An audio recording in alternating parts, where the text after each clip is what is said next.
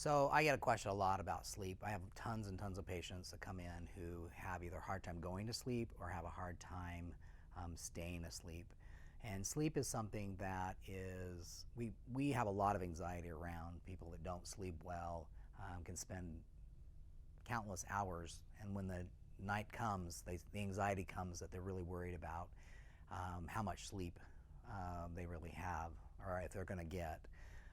What's interesting is in studies, there are lots of different vitamins and nutrients and all these different things that we can do to support. And if our hormones are off or our neurotransmitters are off or our cortisol levels are really high, so our stress level, those all affect sleep. Pretty much everything does. Your thyroid's off, sleep can be disrupted.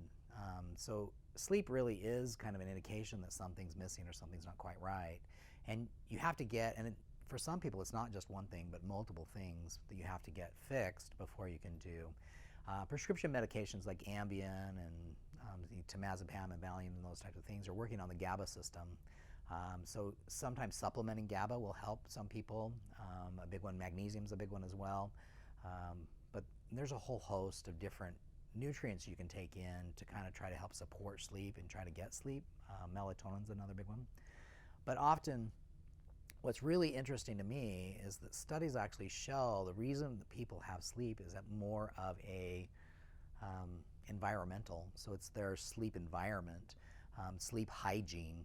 So having and setting up a space for you to have sleep and really walking yourself through. So rather than saying, I'm a horrible sleeper, I don't ever sleep, I'm the worst sleeper, I never get sleep, a lot of people have that thought all the time are actually creating that and disrupting their sleep, because what you focus on the most is what your body will create.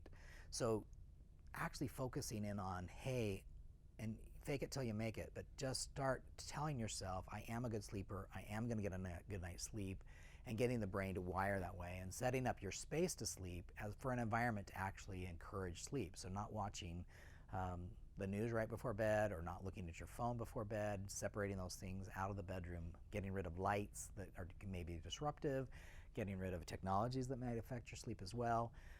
You can also just do some rewiring of the brain. So you're putting something in your hand that you're going to call like a sleep ball. Babies do this, and toddlers do this all the time, where they have a blanket that they use to go to sleep or a binky that they use to go to sleep. And if they make that association, they sometimes don't sleep when they don't have that thing.